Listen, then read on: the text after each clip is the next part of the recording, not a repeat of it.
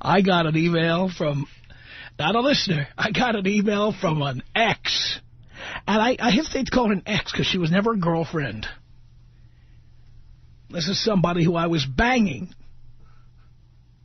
prior to my last long relationship. So that would put it back about 5 years ago. 6 years ago. Yeah, long time ago. I was banging this chick. And here was the story on her. She was about 23 years old. She grew up in Texas, but she was born, the way I like them, in Venezuela. So she had that look. And she had come to L.A. as one of the, you know, freshly scrubbed future victims who come to town thinking they're going to embark on some kind of a singing, acting, dancing, something career. She was going to school. And her ultimate goal was, I think, to be an actress. And when I say an actress, not an actress in that stereotypical Hollywood way, you know, being in the movies and going on casting calls. No. I think she really wanted to be like a stage actress. Of course, why you would not go to New York is beyond me, but that's what she did. She went to L.A. and was going to school and was going to become an actress. That was her thing. And so, long story short, I would see this woman occasionally, bang the living crap out of her, and then send her off into the cool air of the Hollywood Hills. See ya. And this was somebody who I would see while I was seeing other people. And when I say while I was seeing other people, it was not while I was having a long-term relationship. She was just one of the rotation. She was a member of the bullpen. And what was interesting about her was that the whole time I had this arrangement with her of occasionally seeing her and having absolutely wild sex with her,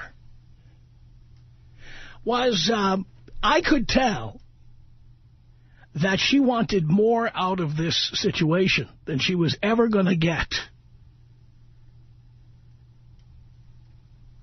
And she was just persistent about it.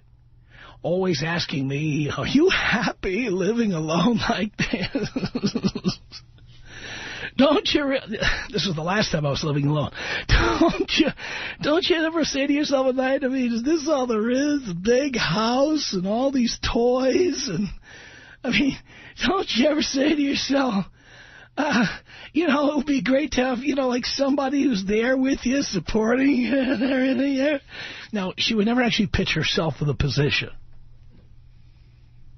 But every once in a while, you ever been one of those girls who cries after she has an orgasm? This was one of those, you know, she would like, you know, she'd have an orgasm and then she'd be like, I just get the feeling that you're here in this big house all by yourself.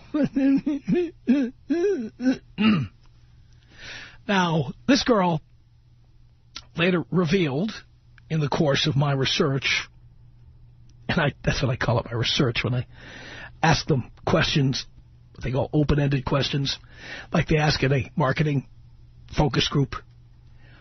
Ask an open-ended question, and then she would give me all kinds of information. And I found out that among her previous boyfriends, the love of her life was a guy who knew her every move, had every password to every email account she had the password to her voicemail. And when she first started seeing me, she was in the process of trying to leave him. Now, I didn't know this at the time, because it sounded like too much drama for me. But she would leave the house on some premise, see me, and then go back to him. And ultimately, she broke away. But she was sad about it. Like, she was sad to lose this guy who was constantly asking her where she was, who she was talking to, what she was doing. And in fact, he got physically violent with her on several occasions, to hear her tell it. So when I heard that, I'm thinking, okay, I know what kind of guy she likes. The kind I always talk about. In fact, worse than the kind I always talk about. The guys who treat her like, I don't want to say crap, it's not adequate, the S word, okay? I'd say the S word if I could say it. But you know that word, and that's the kind of guy that she would fall in love with, a guy who treats her like the S word. That's right. Now me, as much as I'm a jerk and an a-hole and all of that, I'm never, ever physically violent. I don't care who you're emailing or who you're chatting with online. If you've got a MySpace page, I'm not concerned about it. You know why? You know why I don't care? Because I don't want you asking me what I'm doing when you're not around. You can do whatever you like. Yeah, I'm the exact opposite of controlling. The exact opposite. This was someone who got turned down by being pinned up against the wall and threatened. That's what she was. And she came to me because she perceived, get this, she heard the Tom Leykis show, and she perceived me, this is how bad it was with her boyfriend, she perceived me as some kind of safe haven. You know you're in trouble with Tom Leykis is your harbor of safety. And in reality, I just banged her once in a while and then kicked her out the door. There was really nothing else going on. Once in a while, I'd visit her down at Redondo Beach, and I'd bang the crap out of her, and then I'd leave. There really was nothing more to it than that. But somehow, I could tell. You ever with a girl, and you can tell that she's starting to have feelings for you, that she's starting to think this is true love? And you know that all you care about is getting your piece of the action. You really don't care beyond that. So I could tell that she was starting to chafe. She never told me flat out that she was falling in love with me or she was, crazy about me or anything like that. But the signs were there. They were there. Now, this is a delicious story, and it's a juicy story because it combines many elements of things I've talked about on the air, many of which are coming together in my head now as I'm finding out the latest information. This woman started seeing me when she was with the bad old boyfriend and finally broke away from him. And then she's one of these people who jumps from lily pad to lily pad. I think she was hoping to jump from that bad relationship into a bad relationship with me. But I wouldn't bite. And so as time went on, she started telling me about what she wants in her life. She's telling me, well, one day I'd like to have kids. Not now, but one day I'd like to have kids. So I've immediately crossed you off the list when you say that, okay? Kids, no. And she told me that one day she'd like to be married and have the white picket fence. Well, that's not going to happen. Cross that off right there. And the fact that you ever had a boyfriend who beat the crap out of you, and that you stayed there, and that you still love him, I love him. Check 3. Done. That's not going to happen. So, one day, this goes back almost 6 years. One day, I called her on the phone. And she said, can I call you back? I said, sure. And she called me back later. And she said, listen. No, it was kind of more like this. Listen, I met a guy, and I don't know how to tell you this, but I think he loves me. And so I don't know. I mean, I don't want to give up what we have, because, I really like what we have. But, this guy really, he loves me, and I think it's going to go it's going to go somewhere, I think something's really going to happen, So I don't know what to tell you, Like, I want to see you and all that, but, I don't know. Well, why don't we just get together for a drink? So we got together for a drink, and of course, she banged me again. This is with the guy who loves her. She banged me again. But then later on, I made another phone call to her, and I guess it was booty call time. It was late at night, and everybody else had been sleeping or doing their hair or having sex with somebody else or whatever. So I called her up. And here's what I got, okay? Ever make a call to somebody and get this response? Goes like this, okay? I call her, and I'm like, hey, how's it going? And she says to me, "Hey, don't ever call me on this number again. Don't ever call me, okay? I have a boyfriend. Don't ever, ever, ever call me on this number again. Ever. Okay? Just lose this number. Take it out of your phone. Delete me. Delete my email address. Don't write to me. Don't call me. I have a boyfriend, okay? I have a boyfriend. And you're calling me here. You're putting me in a very bad position. I don't want to see you, okay?" Now, it was just that instant that she turned on a dime, turned on me, and told me don't ever call her again. This is 100% true. This is not embellished in any way. I'm telling you exactly what happened. Now, what I thought was interesting about this, don't ever call me on this number again. Don't ever call me on this number again means the following, okay? Because I interpret women into English, as you know. Don't ever call me on this number again means that once again she's with a controlling a-hole. And the controlling a-hole is like, all right, I got rid of all my numbers. Now you have to get rid of all your numbers. Then I'm going to give you the password of my phone. I want the password of your phone. And because she's in love, she does it. She gives him the password or the PIN number to her voicemail. So now if I call her phone, he might be checking the messages and then he might hear my voice on there. So I get that message. Don't ever call me again. Don't ever call me again on this number. And the thing is, she didn't realize this was absolutely no skin off my nose. He was just another, it was another person who, went down to the bullpen, and I had to go to the minor league to bring up some young relief help. So, okay, fine. I'll never call her again. And I never did. Never did. Never called that number again. But in reality, ladies, instead of saying that phrase, don't ever call me again, or don't ever call me on this number again, that's really interesting, very telling. When somebody says, don't ever call me on this number again. It's almost like saying, well, if you have another number for me, like my work number or my mom's number, you can call me there, but just don't call me on this number anymore. You know why. But ladies, instead of saying that, why don't you say the truth, okay? Listen. I'm in a relationship with a controlling a-hole. I'm having incredible sex with this guy, and I don't want you to ruin it because I might, if I play my cards right, I might actually get this a-hole to marry me. So don't call me again. You might screw it up. Don't give me this, don't call this number again. The truth is, you have once again bunked down with a jerk who'll probably punch your face in.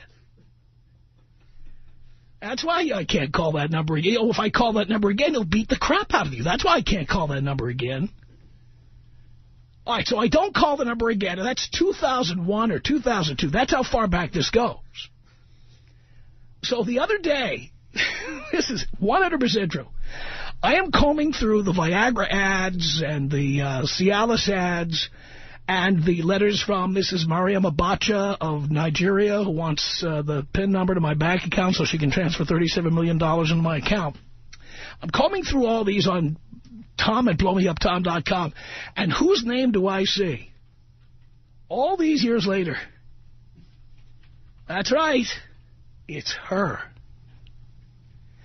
And her email says, and I'm just going to paraphrase it for you. Her email says, I'm now living in North Carolina. But I've never stopped thinking about you. I would love to talk to you. Could you just write me back here? Or here's my number. She puts her number in there. Now, once you tell me don't ever call you again, guess what? Be careful what you wish for, honey. I'm not going to call you again. So I'm online today. That's what brings me to this. I'm online today. And she is online today, and she sends me an instant message. The only thing she had from my past with her was my AOL address. That's all she had. And so she did not have a phone number, did not have an email address, because she had to delete all that stuff from her phone because the boyfriend made her do it, just like I suspected. And, of course, she tells me what happened. Well, I was with him for 4 years. But I just don't think he ever understood me. This is what she was telling me today. And then, of course, she is essentially laying the groundwork. How she's going to come back to Southern California or what, I haven't figured that part out yet. But she's laying the groundwork, like trying to figure out if there's anything there. Like I've been sitting here frozen in time since 2001. Hanging by my thumbs by the telephone waiting for this phone call to come in. She doesn't understand that since that time I had a 3.5-year relationship. I have been banging half Los Angeles white pages. I've been having a great time while she's been busy getting her head banged in by some other guy. And the letter she sent and the message today, the instant message, full of all these things. I was too chicken to tell you I loved you at the time. I didn't think you wanted more. I wanted more. And then I had a boyfriend, but he didn't understand me. So what's happened, of course, in the course of time, and this is all I can think about, and I am telling you the balls-out truth here, okay? What has happened here over the course of time, when I met this girl, she was in her early 20s, and she was in college, and she was studying dramatic arts, and she was Venezuelan with those big brown Venezuelan knockers that were just like, oh, my God, I had dreams about them. They were so fantastic, okay? I mean, I just keep thinking about, that's all I can think about. They were so fantastic. They were just amazing. I think Dean saw her one time when she was waiting for me in front of my house while she was stalking me at my home. I think Dean dropped me off one night and she was there stalking me. And she needed sex, and so she was waiting in front of my house for me to come home one night. I gave it to her. Then I kicked her the hell out. But she's like trying to lay the groundwork here, and all I can think of is this. She was 22 or 23 when I met her, fresh off the boat from Texas. And now, she's like 32 years old. And not only is she 32 years old, but she's been ridden over a few speed bumps by various guys in the meantime. Like, sister, what makes you think that I've been hanging around here now waiting for this depreciating asset to pull back into my driveway? I'm curious. I mean, did you really think we had something there? And now you think you're going to pull that depreciating asset back into my driveway and I'm going to pay all the maintenance costs? When I could get a brand new, fresh model with the smell of Corinthian leather. Do you really think I'm sitting here waiting for your call? I mean, what kind of ego is that? Women think their vaginas are invincible and irresistible. And I guess they think that we think like women do. Like we sit there going, my God, it's the best it ever was. This woman was telling me stuff I couldn't believe. You have to understand, I was not in love with her. I did not want to move in with her. I never discussed moving in with her. Marriage, love, being a boyfriend, nothing. And she's saying these to me, you cared about me more than any of the others. Any of the others. That is really, I must say, that's flattering. I cared about you more than any of the others. Not only did I not care about you as much as you thought I did, which is like not at all, but there's a compliment for you, you know. You had sex with all the others.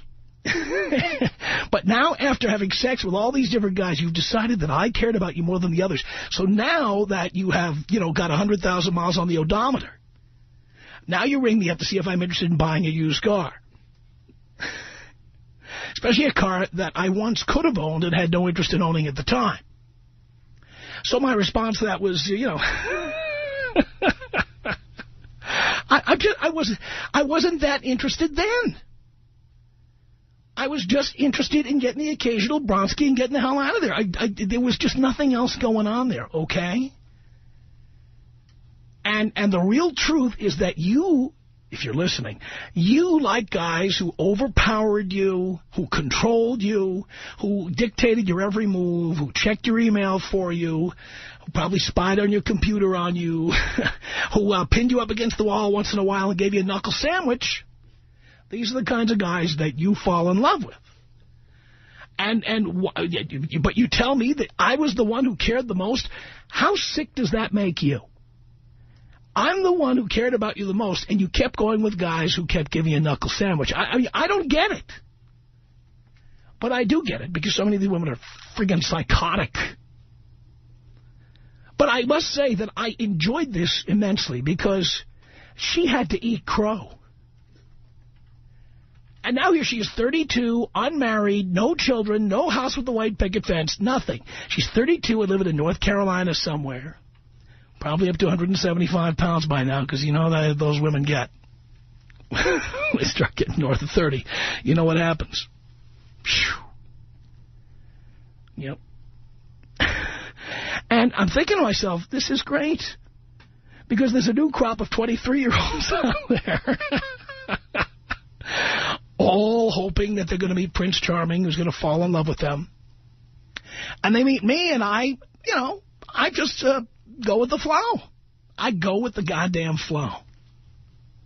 I don't go with women named Flo, because they're all 60 years old, but I go with the flow. You know what I mean? And I don't really generally say I want a girlfriend, or I'm lonely, or I'm falling in love. I don't buy gifts. I don't spend money. I really do the things I tell you I do. And isn't it amazing? They all come back. And in fact, I've got a roster of women who keep coming back. After marriages, after boyfriends, after abusive relationships, they keep coming back. I mean, I'm thinking about them. I'm envisioning their faces now, okay? One of them is 38 years old. Two of them are 35 years old, okay? These are all women I knew in their 20s.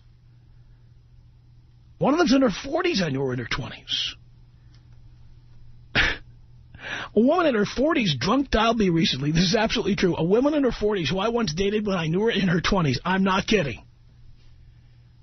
She called me late at night on a drunk dial, and she said to me, "We're probably going to end up together one day. You know that." I mean, you know that you and I are the only people who could stand us. You can subtract me from your list here. Not going to happen. I don't want to own an antique shop. You know what I'm talking about, darling? I don't like to go to the classic car auction. Bottom line. But you see, by not being a little boy and falling in love with all these pieces of ass, I can enjoy the constant poon parade. You know, the women who come into my life, then they don't get what they want. Then they fall in love with a guy who tells them he loves them. He tells the lie that I won't tell. He says, "I love you." Or he shows them all kinds of attention, flowers and dinners and all that stuff that you suckers and pussies out there lay upon all these chicks. Only to have these women later, in the later stages of these bad relationships, calling me on the phone. I get these calls all the time. "He doesn't understand me. Why don't we just have a cup of coffee?" I love getting these calls. I love it. I love it. Tell me this. Are you understanding what I'm talking about? Have you ever gotten these phone calls? Do you have these women calling you back after they left you for somebody else? And being arrogant enough to think you've been waiting for their call? Tom Leykis. 1-800-5800-TOM. Jesus Christ, Tom, it's great to talk to you. The Tom Leykis Show. Woo!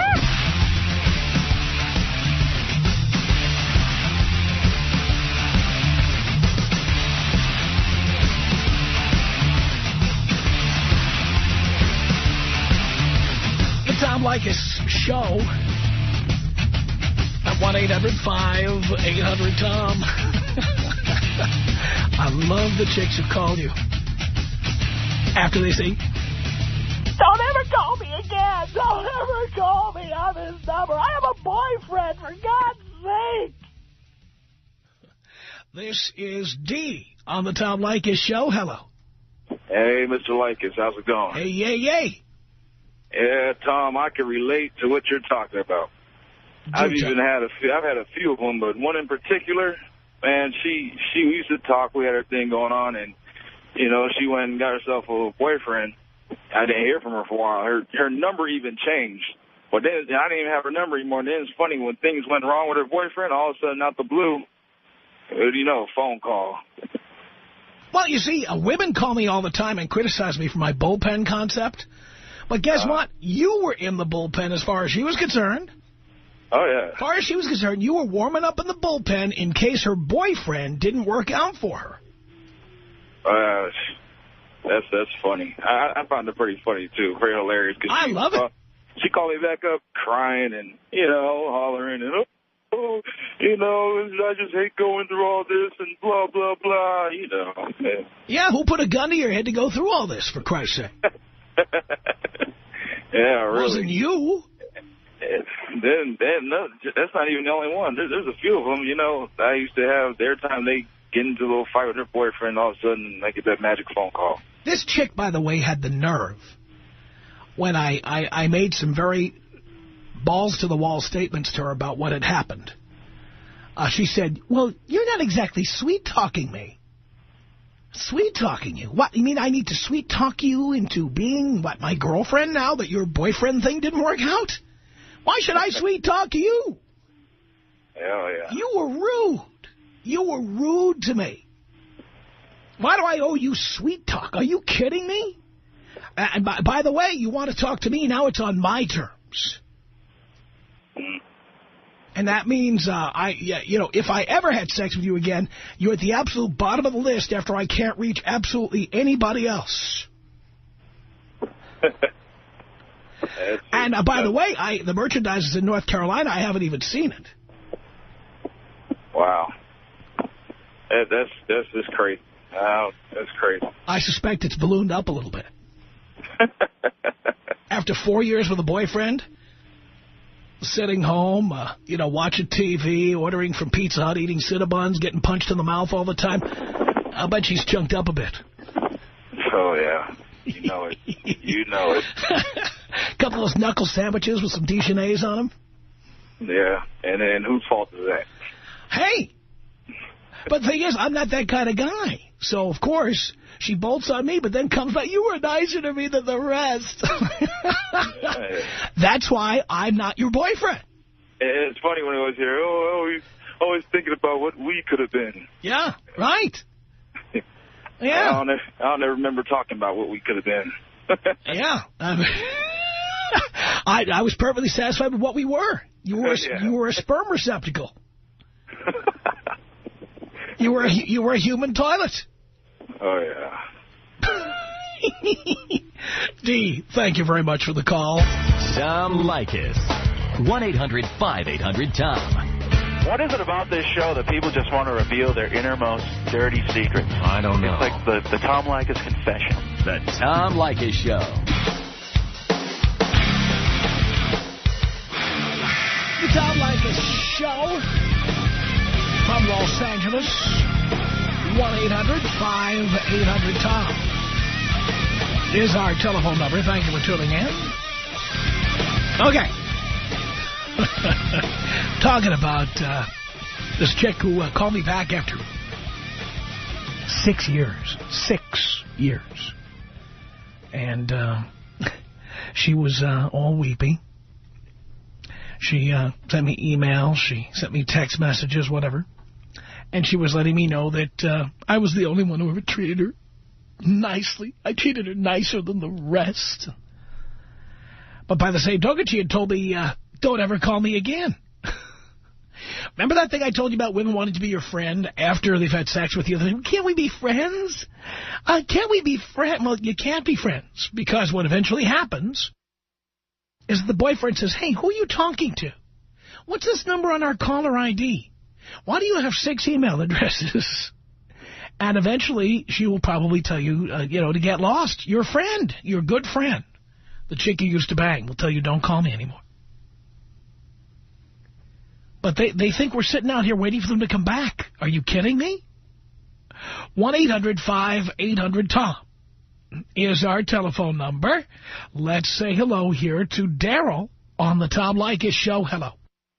Tom, love you. Thank you. Recent divorcee, probably about a year ago, and I've been listening to you probably for a good 2 years now. Got turned on to you by a friend down in San Diego. Interesting subject. Actually, it totally applies to me. My ex-wife, total attention whore. All the things you talk about women, for the most part, is pretty much true. And I agree with a lot of things that you talk about. Just recently, probably just a few days ago, I got a call out of the blue from her. And she's asking me what deodorant I use. And I'm like, why are you asking about what deodorant I use? I mean, if it's not a call pertaining to about our children, what the hell are you calling me about? And she's like, well, I just wanted to see how you're doing. I just wanted to see, how things are going. And it's unreal, Tom, how some of the things that I have to go through. She doesn't want to let things go. It's crazy. But on the other flip side of the coin of that, she's basically, she's done things to really, basically, to cross things that basically cross the line for me. And she made it so much easier for me to get the divorce, to ask for divorce, but at the same time, she doesn't want to let things go. Yeah, and I had that happen recently, too. I had that happen with somebody I had a relationship with for 3.5 years, who left all kinds of things in my house. And instead of coming over and, packing everything at the same time and taking it along, she would come over and get one item at a time or maybe two. And that was it. So it required her to continually come back and come back and come back to my home. And I just need that one pair of earrings. I just need that one shirt. Like that.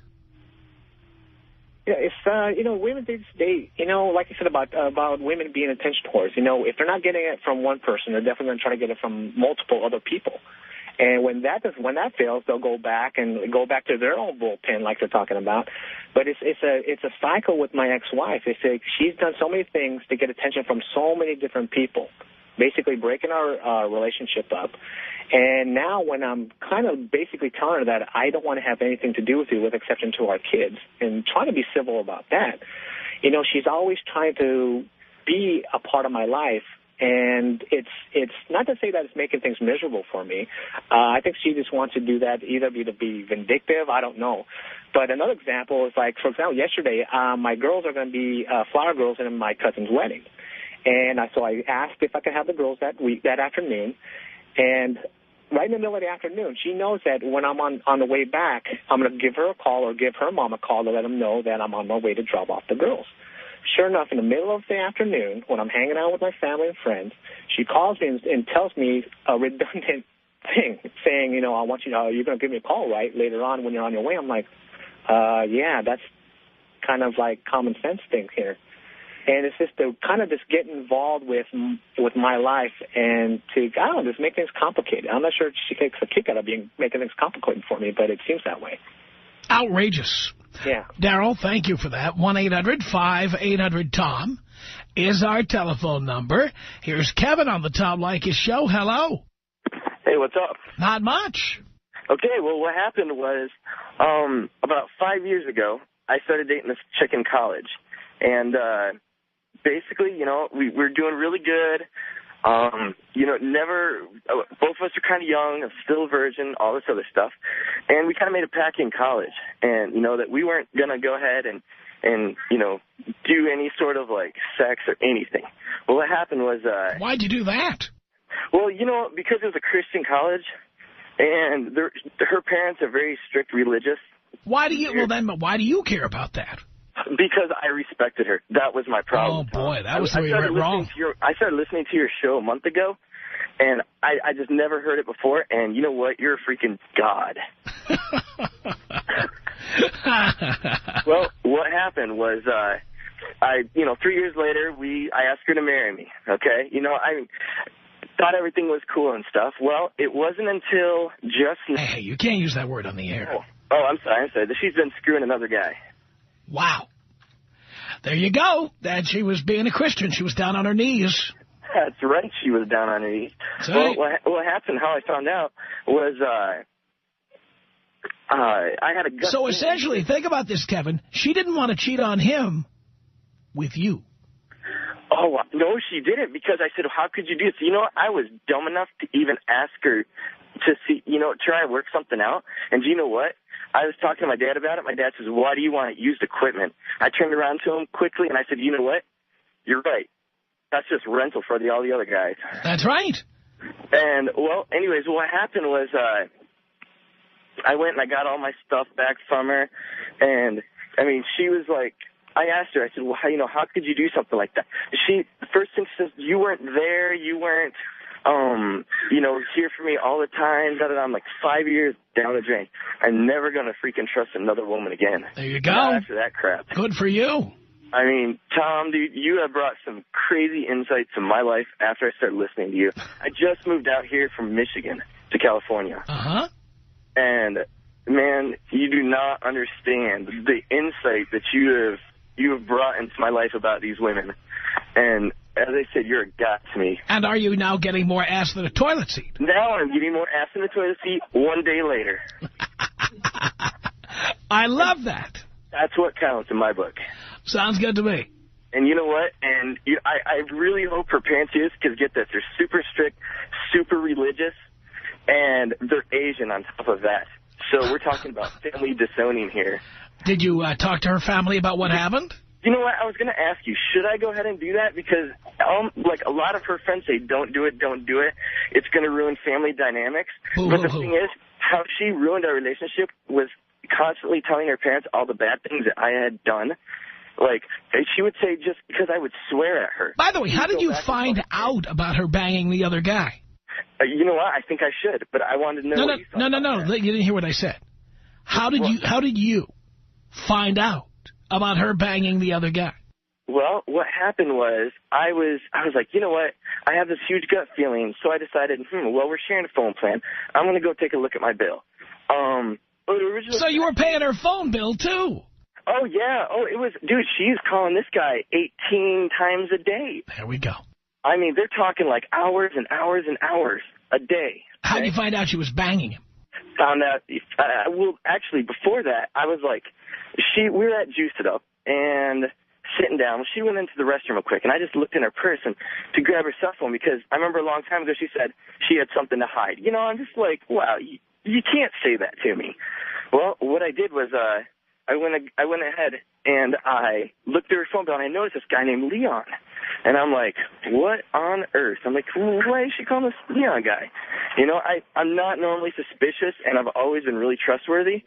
But I fell across him, and I'm like, so I just copied his number down in my phone, and then went ahead and compared it to the phone bill, found out in a matter of 2 months, we're talking some serious highlighting on this phone bill of nothing but him. And then I'm just like, so yesterday, or actually no, Saturday, I went to her church, and I'm like, just to see her. And I waited 3 hours out, and I gave her the whole acting spiel of, how could you do this? How could you bang another guy? You know, how could you totally disrupt our trust? She admitted it? First thing she said was, I'm sorry, you weren't there for me. There we go. And so, man, just no more trust after that. You were there with blue balls. That's where you were. Oh, shoot, yeah, dude, I was getting PW'd all over the place. Yep. And I'm not putting up with that crap anymore, dude. Well, I'm proud you've learned a lesson from this, Kevin. And I do thank you. And I thank the person who wrote to me, because this was great material. I'm going to get something out of this. Our email address is my name. It's Tom at blowmeuptom.com. The Tom Leykis Show.